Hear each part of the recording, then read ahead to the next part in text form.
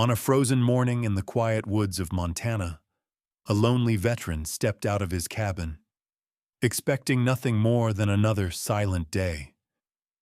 But just a few minutes into the forest, he heard a sound, soft, fragile, almost like a cry buried in the snow. What he found under that old pine tree would change his life forever. A newborn German shepherd, barely breathing, abandoned in the cold. He didn't know it then, but saving that tiny puppy was the moment God placed a miracle in his hands. Before we begin this incredible true-to-life story, tell me, where are you watching from today?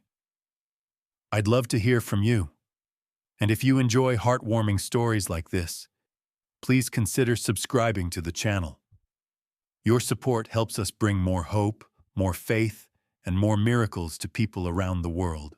Winter in northern Montana had a way of swallowing sound, softening the world beneath a thick blanket of snow, and leaving even the hardiest souls feeling isolated. The small mountain town of Pine Hollow, barely more than a cluster of wooden houses, an old general store, and a diner that smelled of bacon all year round, lay quiet under the heavy sky. The nearby forest stretched endlessly behind it, a towering maze of pine and fir trees crusted with ice. Bitter winds slid down from the mountains like blades, cutting through coats and searing the lungs of anyone brave enough to step outside. On mornings like this, the world felt frozen in place, as if time itself trembled in the cold. Yet in a small cabin on the forest's edge, a man stirred. Jack Turner, a 45-year-old former U.S. Marine, rolled out of bed with the stiffness of someone who had lived through storms, both on the battlefield and in his own mind. He stood tall at 6'1", with a broad, rugged build shaped by years of physical training. His skin held a weathered tan complexion, the kind earned from countless days under harsh suns. Short, dark brown hair, touched subtly with gray, lay neatly trimmed, and a trimmed beard framed his strong jawline. His deep-set blue eyes carried a quiet heaviness, a mix of discipline, exhaustion, and memories he wished he could forget. A faint scar crossing his right eyebrow added a sharp, stoic edge to his already stern features, the mark of a moment that had nearly claimed his life during a chaotic ambush overseas. Jack had seen more than enough of humanity's darkest corners, and though he returned home alive, the noise inside him had never fully faded. So he sought silence instead, choosing the woods, choosing solitude, choosing distance from the world that continued to spin without him. He lived alone in a modest wooden cabin he built partly by hand.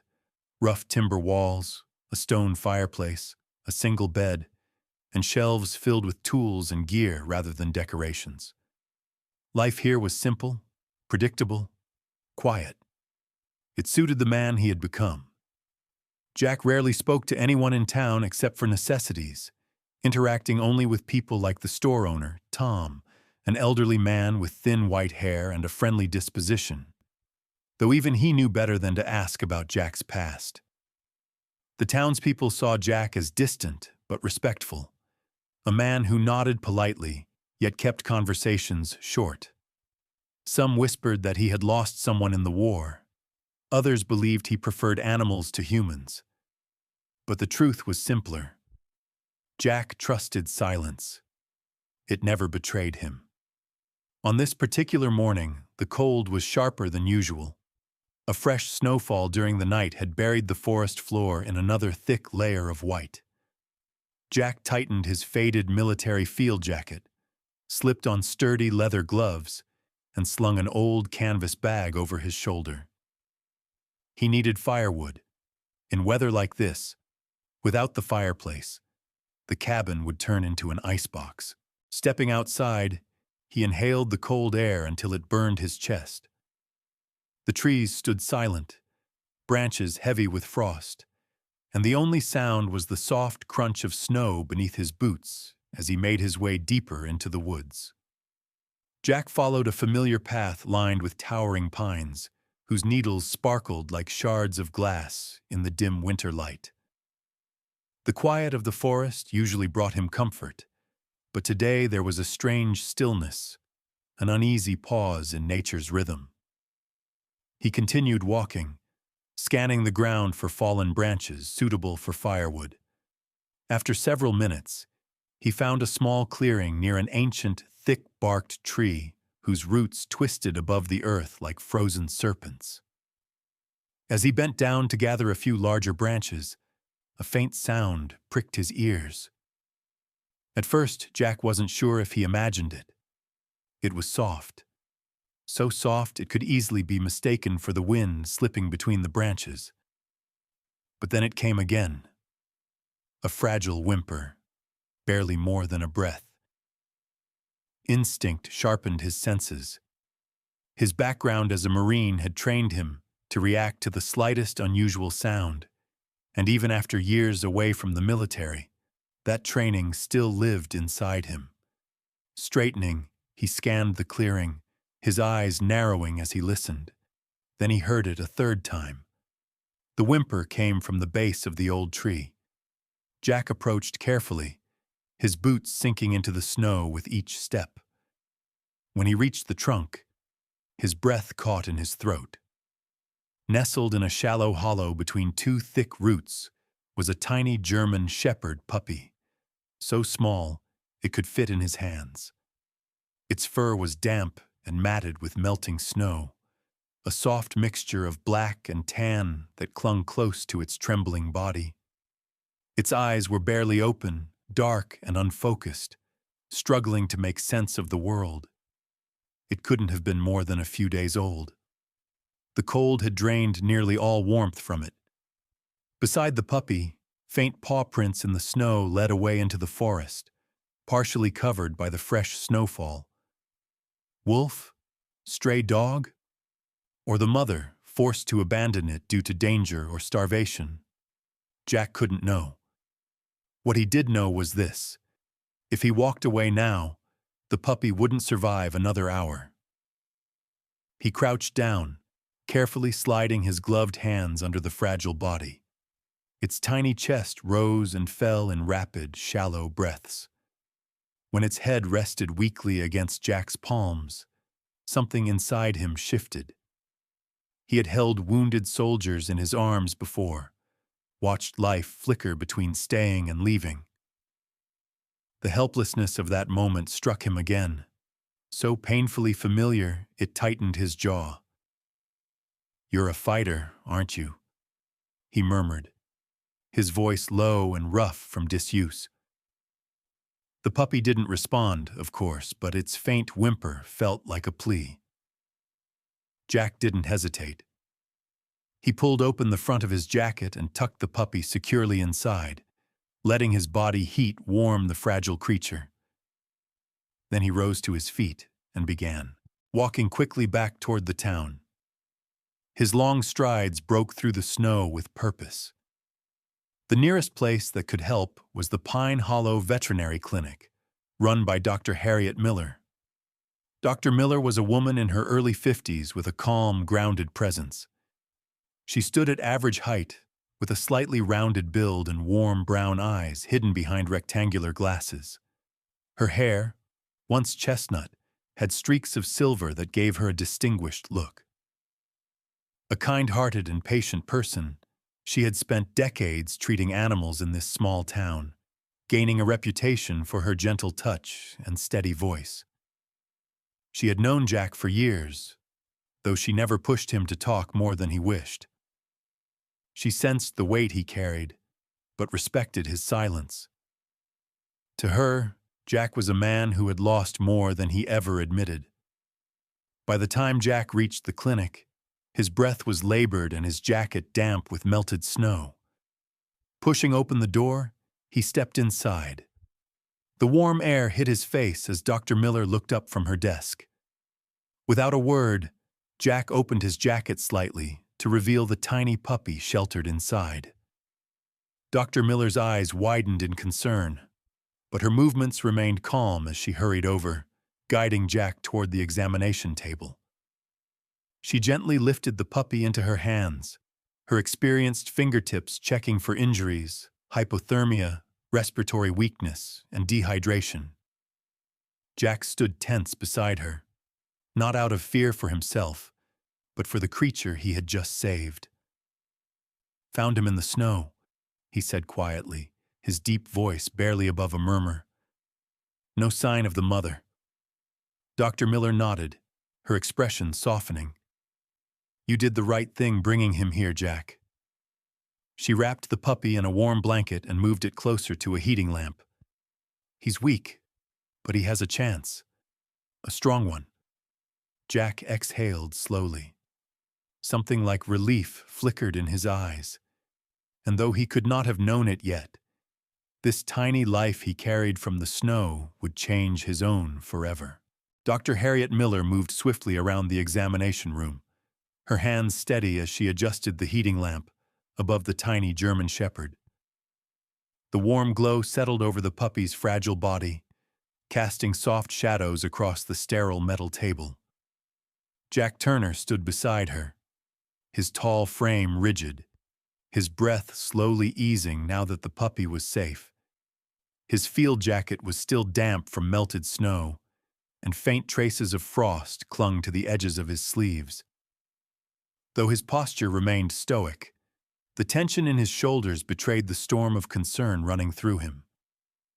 Jack had always been a man of controlled expression, shaped by years of military discipline and the emotional scars of war.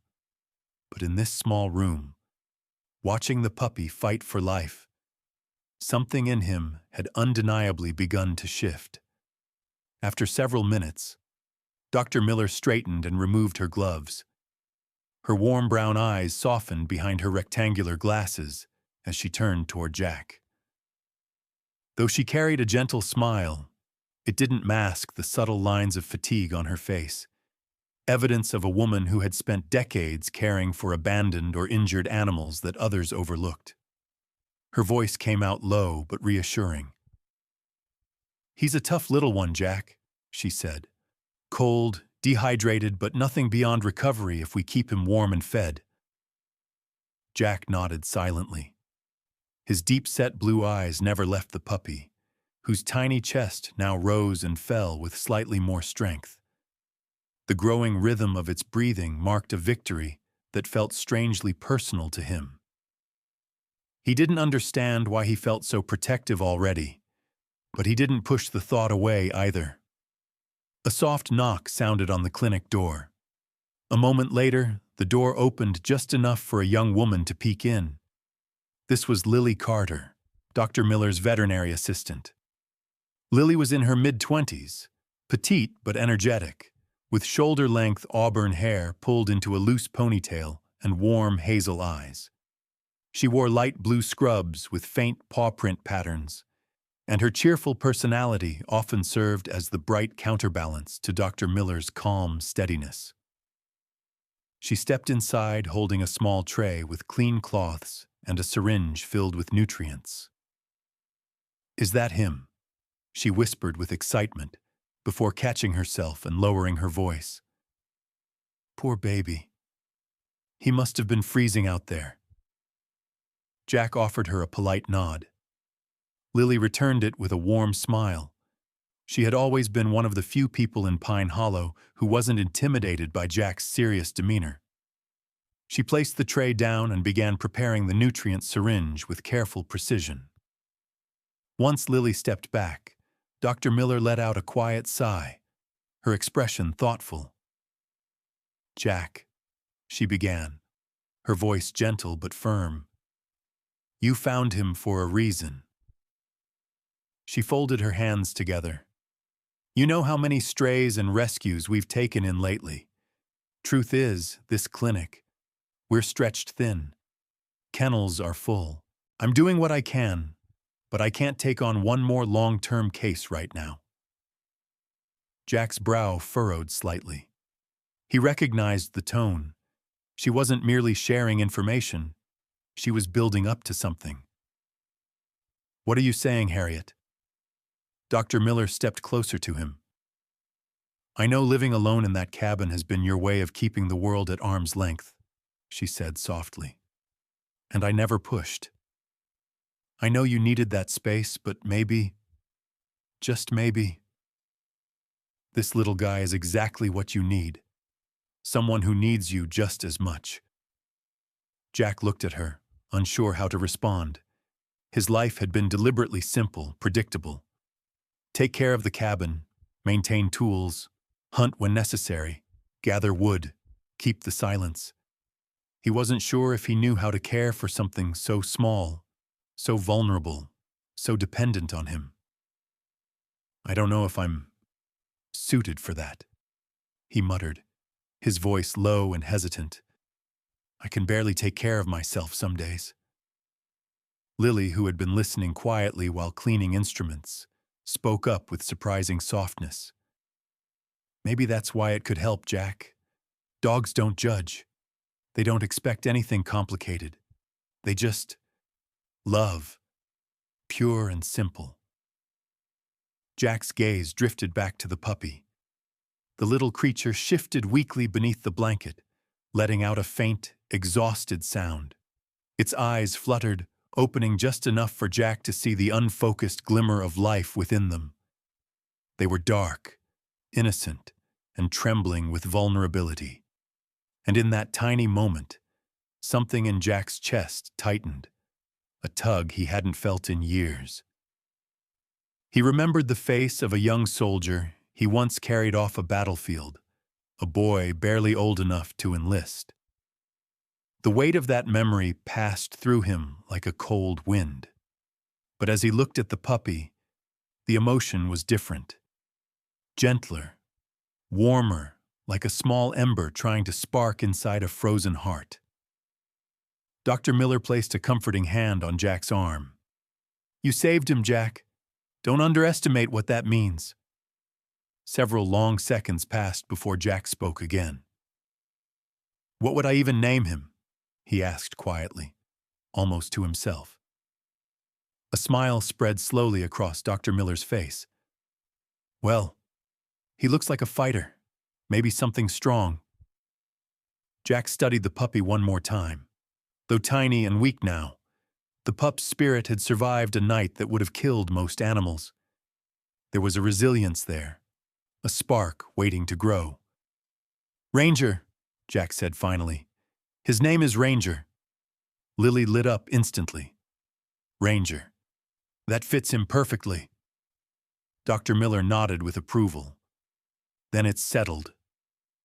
Jack didn't say anything more. He didn't need to. The decision was already made. The moment those small eyes met his, the moment he felt that fragile heartbeat pressed against his chest on the cold trek to the clinic. His life had been still and silent for years, but now something new had entered it, something alive, something hopeful. And as Ranger let out the faintest, hopeful whimper, Jack Turner felt, for the first time in a long while, that maybe his life didn't have to stay frozen forever. The first weeks after bringing Ranger home unfolded like a quiet transformation inside Jack Turner's life. Winter in Montana still clung stubbornly to the land, coating the cabin roof with layers of white frost each dawn, but the cold no longer felt as suffocating as before. Jack's once silent home, where only the wind and creaking boards marked the passage of time, now pulsed with the presence of the puppy he had rescued. Ranger was still small, barely the length of Jack's forearm, with black and tan fur that grew fluffier as the days passed. His ears hadn't fully stood up yet, giving him a soft, slightly clumsy look that contrasted with the spark of alertness already shining in his dark eyes. For a creature who had been on the brink of death, Ranger showed a surprising resilience that reminded Jack of young soldiers fresh out of boot camp, fragile at first glance, yet filled with an instinct to survive. Every morning began the same way now, Ranger nudging Jack awake with tiny paws and excited little whines. The once dreaded waking hours when memories of war often crept into Jack's mind, became easier to face with the puppy bouncing at the side of the bed. Jack would lift his heavy frame upright, feeling the stiffness in his shoulders and old injuries tugging at his muscles. But Ranger's enthusiasm pushed him to rise anyway. The puppy would spin in circles, his tail wagging wildly, demanding breakfast and attention all at once. For the first time in years, Jack woke with something resembling purpose. As Ranger grew, Jack took him along during daily chores.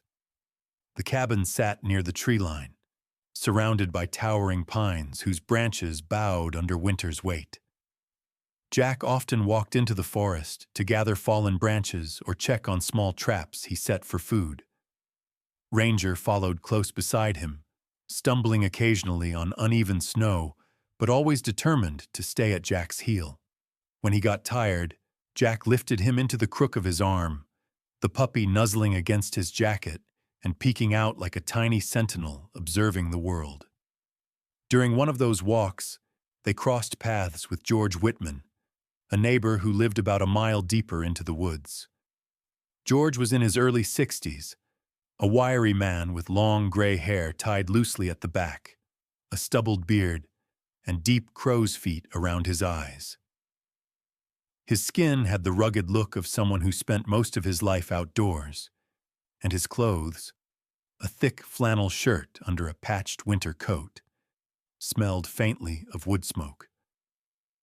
George carried an air of quiet friendliness, though Jack knew him as a man who had endured his own heavy losses. George had once been a forest ranger before an accident years ago left him with a limp in his right leg, forcing him into early retirement. Despite his struggles, he always tried to greet others with a gentle humor that softened his otherwise weather-beaten appearance. George spotted Ranger poking his nose curiously from Jack's arm and chuckled. "Well now, that's new," he said, leaning on his wooden walking stick. "Didn't think I'd ever see Jack Turner with a pup." Jack gave a rare half-smile. "Found him during a snowstorm. He needed help."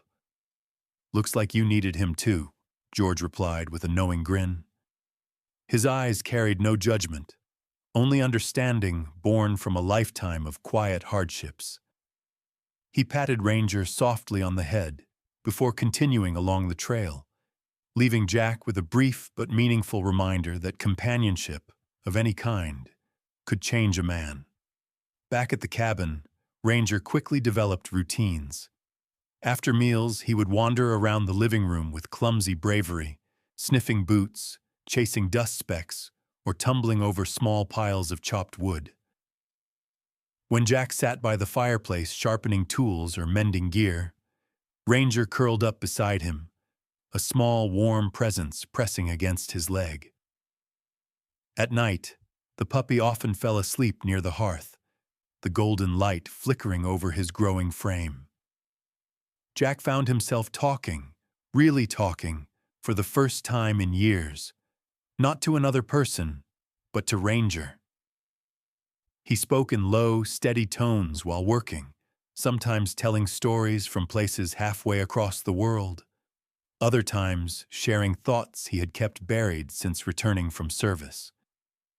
Ranger listened, head tilted, eyes bright and trusting. Somehow, speaking into the soft crackle of the fire felt safer when Ranger was nearby.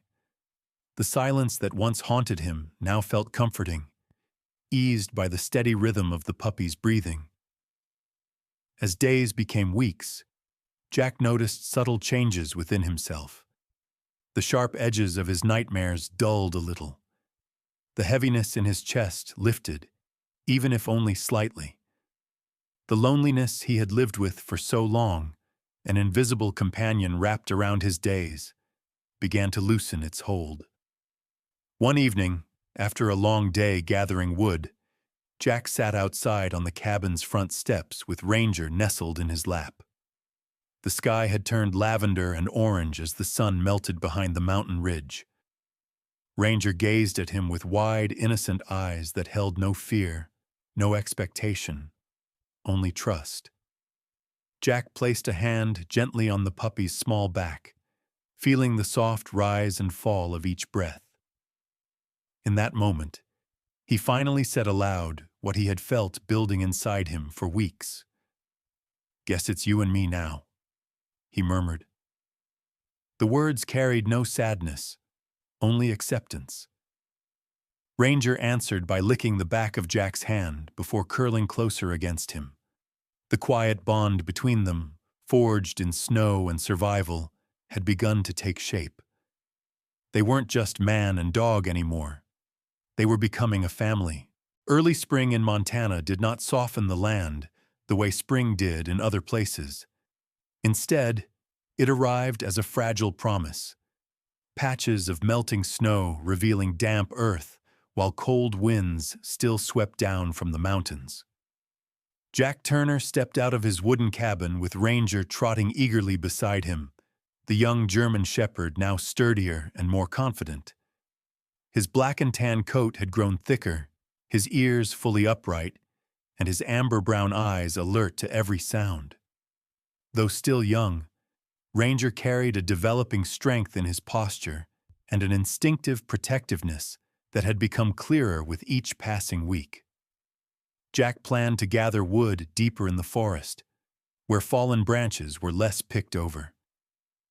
He walked with measured steps, boots sinking into soft patches of melting snow. Ranger stayed close but scanned the surroundings constantly, nose twitching as he tracked scents carried by the cold air. The forest at this time of year smelled of thawing earth, wet bark, and distant pine. Birds were beginning to return, though their calls were faint, cautious, much like the season itself. As the pair ventured farther from the cabin, Jack noticed Ranger pause, ears flicking sharply. The dog's body went rigid. "What is it, boy?" Jack murmured.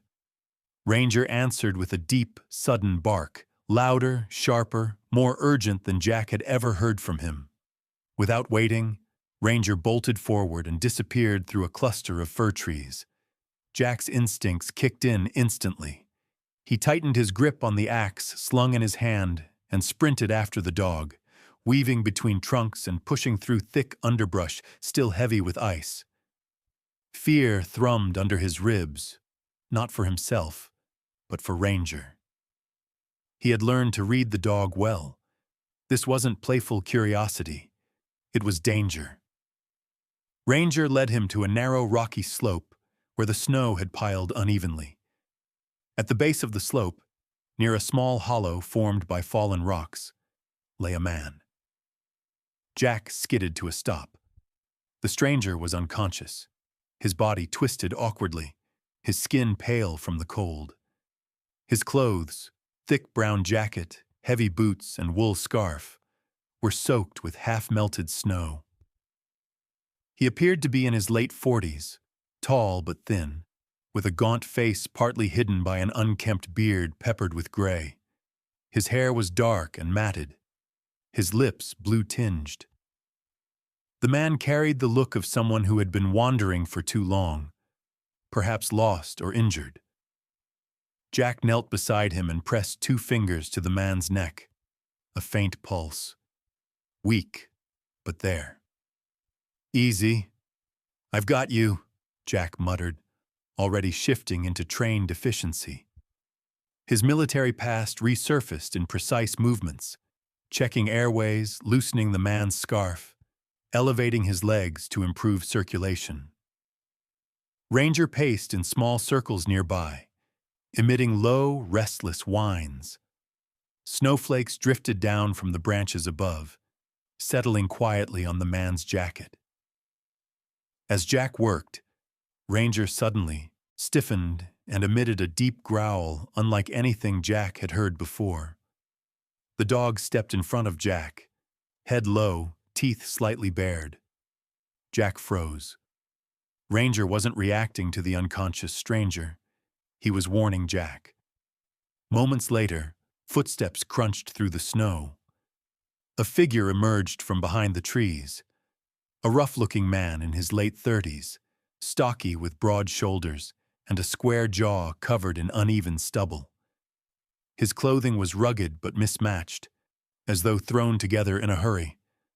A thick camouflage jacket, worn leather gloves, and heavy boots crusted with dried mud.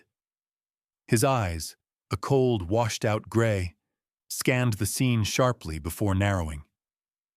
He carried a tense, reckless energy, the type found in men who lived on the edge of the law. Jack immediately recognized what he was: a poacher.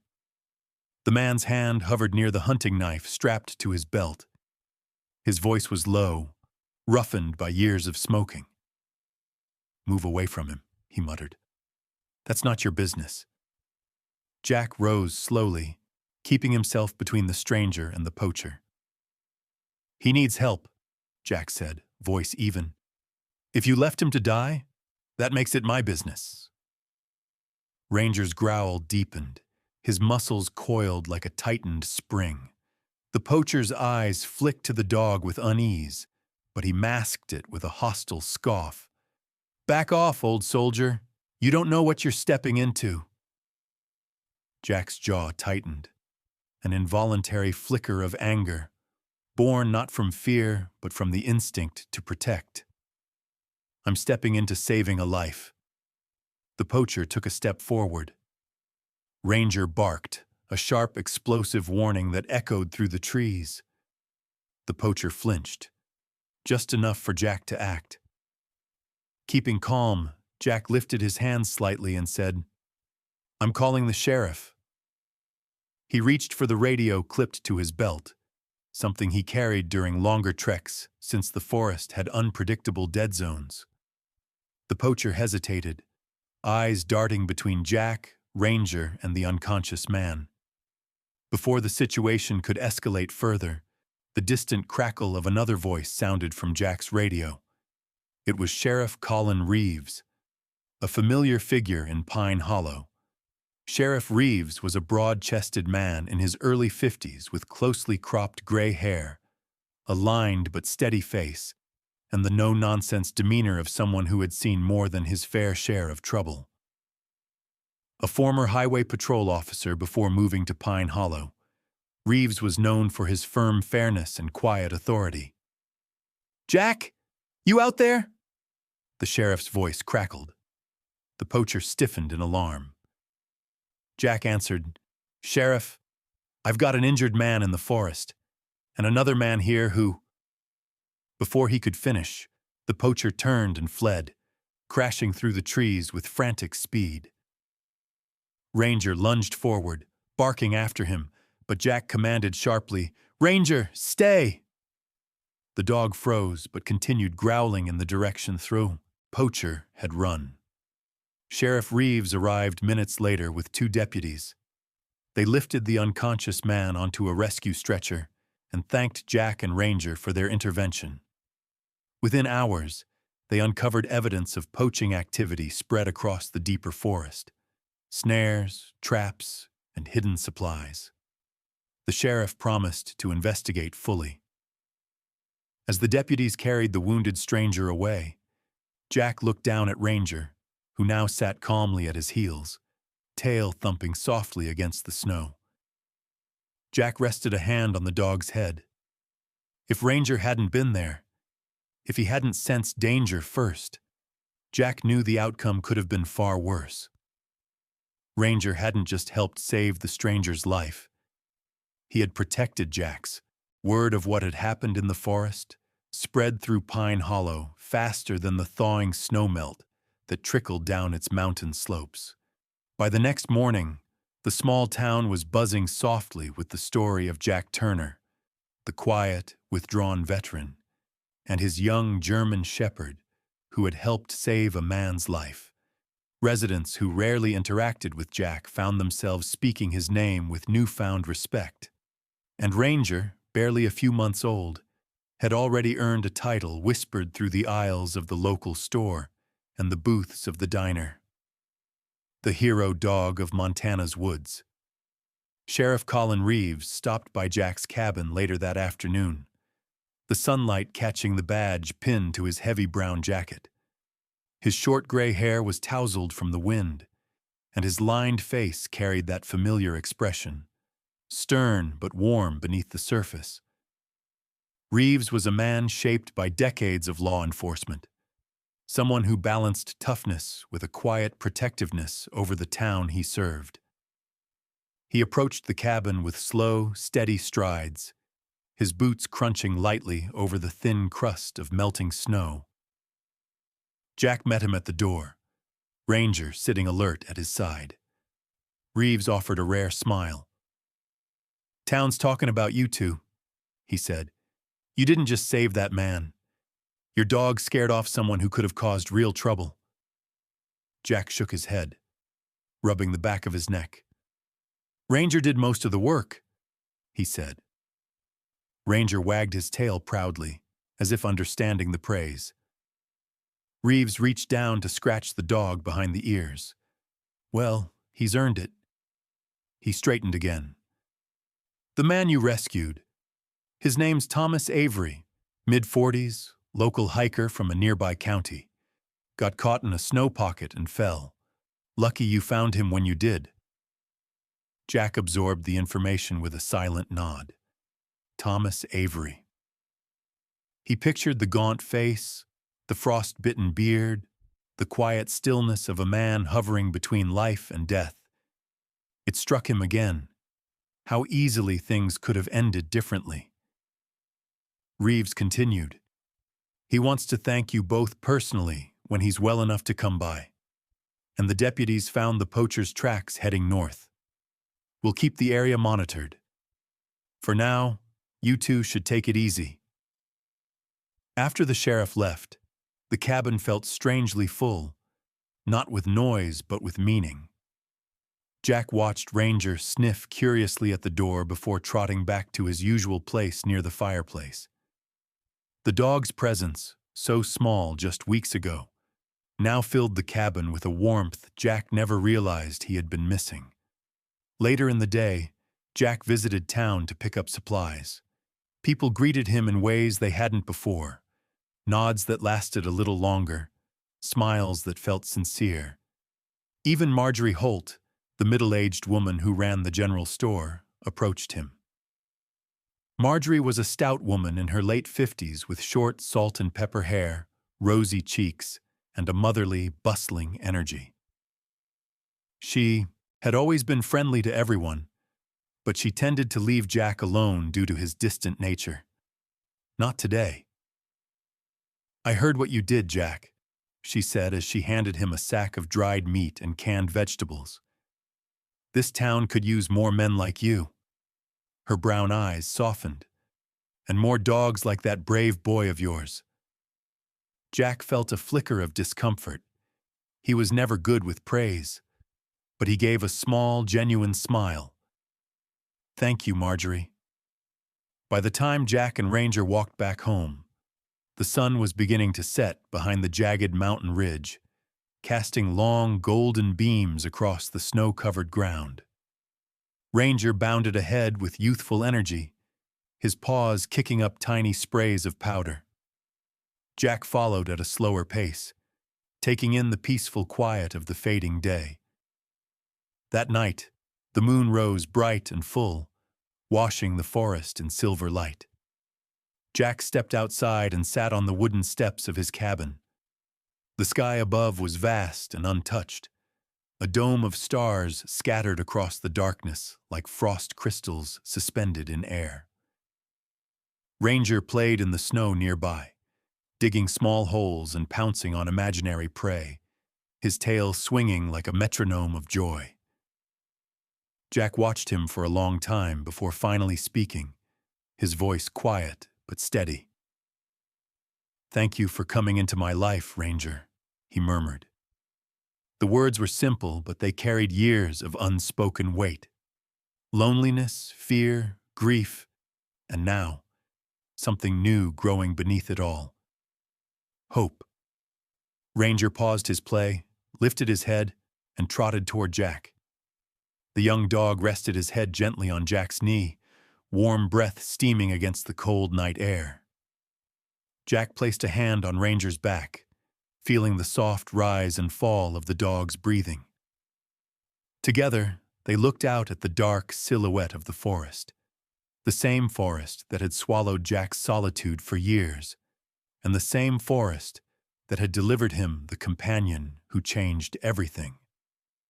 Tomorrow would bring new days, new routines, and new peace. Jack had spent years believing life had closed its doors on him, but now he realized they had only been waiting to open in a different way. And so the story closed, not with an ending, but with a beginning. Jack and Ranger, walking side by side into the quiet woods, no longer alone but bound as family. Sometimes, the miracles we pray for don't arrive as thunder in the sky or angels shining in the night. Sometimes they come quietly, wrapped in fur, carried by the cold wind, hidden in the snow beneath an old tree.